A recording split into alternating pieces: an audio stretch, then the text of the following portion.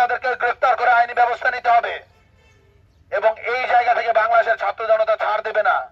যারা এই নির্বাচনে যাচ্ছেন, প্রত্যেকটা জায়গায় আমরা দেখি নির্বাচনী সকল নেতারা রয়েছেন, তারা যখন এলাকায় যান তাদের রিলস গুলোতে দেখতে পাই, তাদের নির্বাচনী প্রচারণায় দেখতে পাই, যখনই জনগণের কাছে যান জনগণ জিজ্ঞেস করে হাদি হত্যার বিচারের অগ্রগতি কত দূর, তোমরা কি হাদি হত্যার বিচার করবা না?